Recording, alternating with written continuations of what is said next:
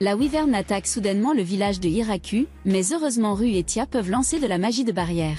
Ils voulaient attaquer la Wyvern directement, mais malheureusement, cette Wyvern avait des barrières magiques très fortes et était difficile à pénétrer avec leur magie. Dans l'esprit de Hiraku Machio, il comprit que Ru et Tia s'inquiétaient de la sécurité de ce village. Ils ne pouvaient certainement pas utiliser trop de magie car leur pouvoir pourrait causer des dommages au village. Machio était très en colère parce que certains de ses champs avaient été détruits. Il voulait attaquer la Wyvern pour protéger ses femmes, mais il ne pouvait pas utiliser la magie. Soudain, Machio a accidentellement activé son outil agricole polyvalent, et il y avait déjà une lance dorée dans la main de Hiraku Machio. Puis il attaqua immédiatement la Wyvern avec la lance.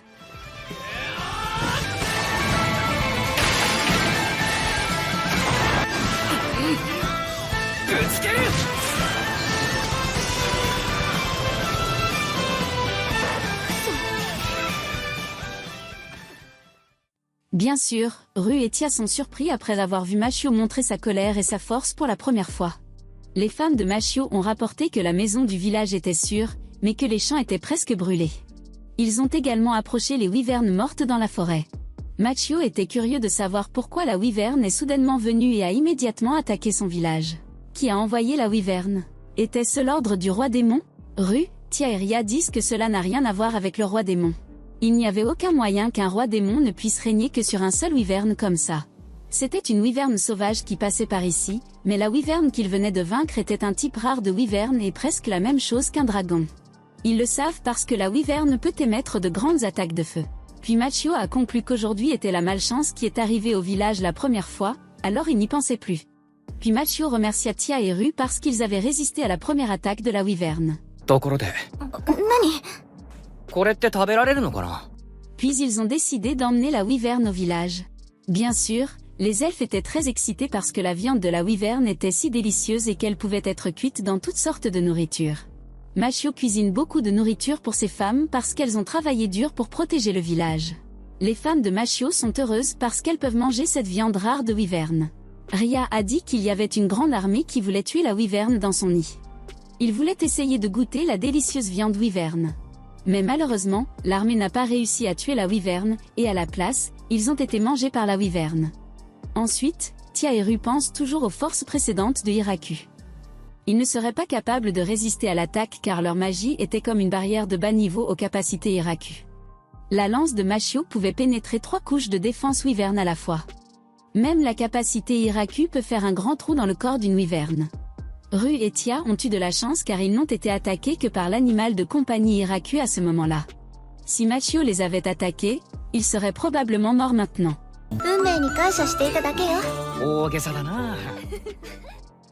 D'autre part, il s'avère que le château du roi démon n'est pas loin du village de Hiraku. Diesel, le conseiller du roi démon, rapporte à Randin, le roi démon, qu'un wyvern se dirige vers le château, vaincu par une personne mystérieuse. Bien sûr, cela a rendu Randin et Blatt, le roi céleste, extrêmement choqués et paniqués. Cette rare wyvern ne pouvait pas être vaincue si facilement par l'armée massive du roi démon. Ils étaient également paniqués parce que la personne qui a tué la wyvern pourrait devenir leur ennemi. Mais ils verraient d'abord les progrès, et c'était le bon moment pour Randin de démissionner et de prendre sa retraite en tant que roi démon. D'autre part, il y a un château de course de dragons non loin du village de Machio. Dorem, le dragon le plus fort, observe les mouvements de Hiraku à distance depuis longtemps. Il a également demandé à son fidèle serviteur, Gucci, si la lance pouvait le blesser en tant que dragon le plus fort. Gucci a répondu que quoi qu'il arrive, lui, en tant que race démoniaque, protégerait Dorem n'importe où. Dorem n'avait donc pas à s'inquiéter, et il devait faire attention à Machio pour ne pas faire la guerre avec lui. Quelques jours plus tard, Machio a créé un vignoble spécial. Il restait encore beaucoup de viande de wyvern, et le dîner d'hier n'aurait pas été complet sans vin. Bien sûr, les épouses Hiraku étaient très favorables à cela parce qu'elles voulaient aussi boire du vin. Ils connaissaient le processus de vinification, alors Machio a fabriqué un pressoir pour qu'il travaille dessus. Machio remplira les barils qu'il a fabriqués avec sa femme, Raracha. Elle était habile dans la vinification et comprenait comment faire en sorte que les fûts ne fuient pas. Puis Machio ordonna à ses femmes de presser les raisins avec des pies propres. Après avoir pressé les raisins, Ils ont dû attendre le processus de fermentation. Mais ils avaient trop fait le vin, et Machio n'était pas sûr qu'il serait bientôt épuisé. Les femmes de Machio lui ont assuré que ses vins seraient épuisés et qu'il les produirait à nouveau bientôt. D'autre part, Dieu est grondé par sa fille, qui s'avère être la déesse de l'agriculture. La déesse de l'agriculture était furieuse contre son père parce qu'il avait réincarné Machio dans les forêts des morts. Même Dieu a donné une vie dure à des humains innocents comme Machio dans son monde précédent. La déesse de l'agriculture n'épargnerait pas son père pour sa négligence. Même la déesse de l'agriculture était en colère que son père ait donné à Machio la lance sacrée. La capacité de Machio à utiliser tous les outils agricoles est une puissante bénédiction de Dieu. C'était une capacité extrêmement extraordinaire, et un humain ordinaire serait incapable de l'utiliser. Le corps sera drainé, et le corps peut être détruit si quelqu'un continue à utiliser cette capacité.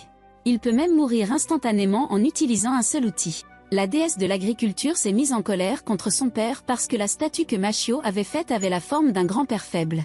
La déesse de l'agriculture le condamnerait à rester assis pendant 300 ans à écouter ses divagations.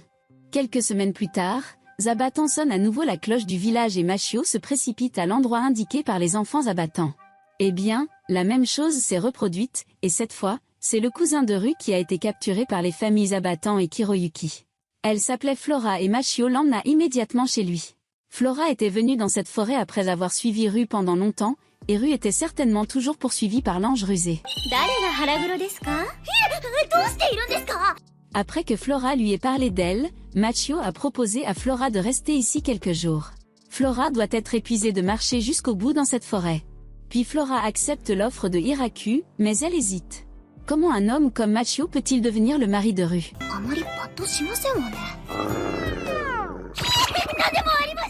Ru a répondu que son mari bien-aimé pouvait apprivoiser de nombreuses araignées démoniaques et loups en fer. Ru est également fier de Machio car il peut tuer une wyverne avec seulement 2 coups. Après avoir entendu cela, Flora s'est excusée pour ses paroles grossières à Machio plus tôt. Puis Machio réalisa que Kiro était un loup démon qui pouvait utiliser la magie.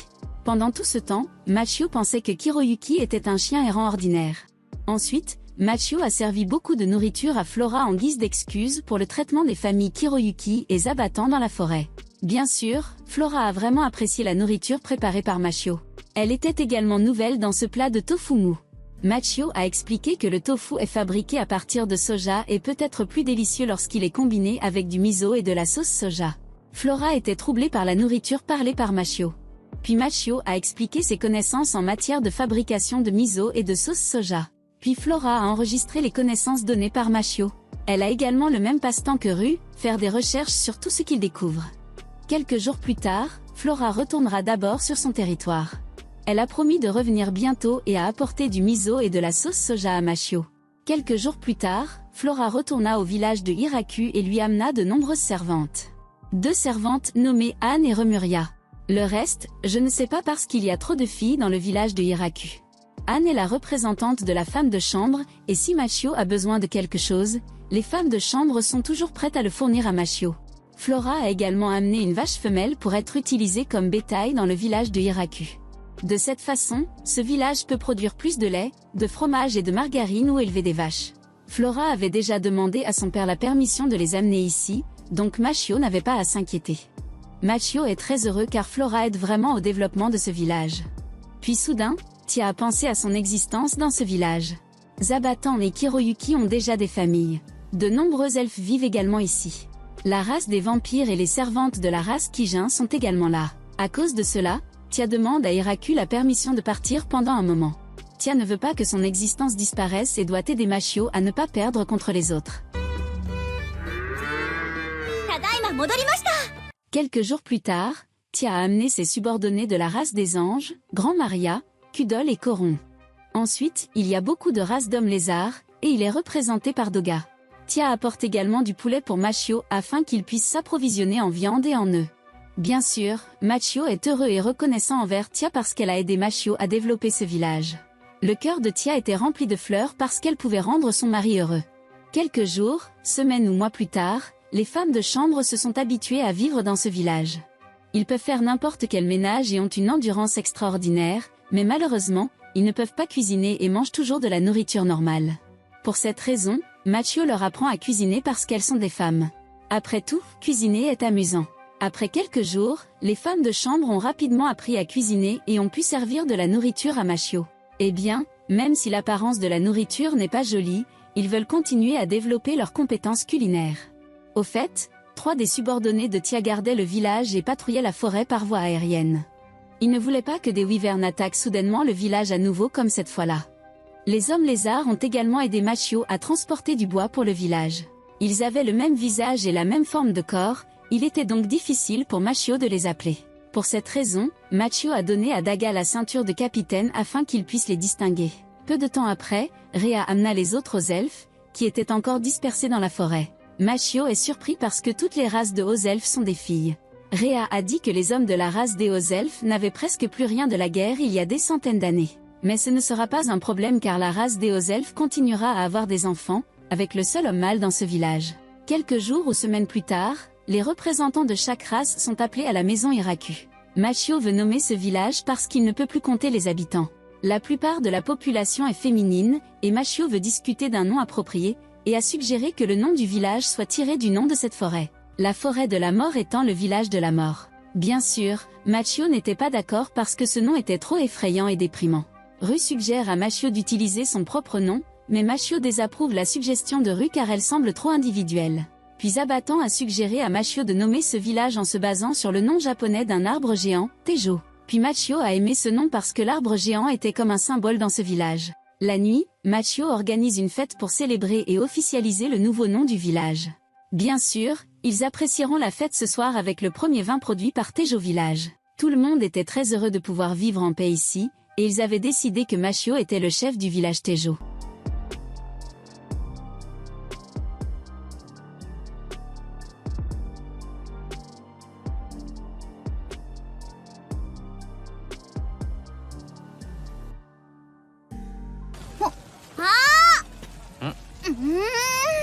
Puis Tia a invité Machio à discuter ensemble parce que Machio avait rêvé seul. Machio dit que cette joie et cette paix sont comme un rêve pour lui, mais la vie que Machio vit maintenant est la vraie vie. Tia dit que tout le monde vivra heureux ici à partir de maintenant. Pour regarder une vidéo à venir, abonnez-vous à la chaîne, activez la cloche, aimez une vidéo et commentez.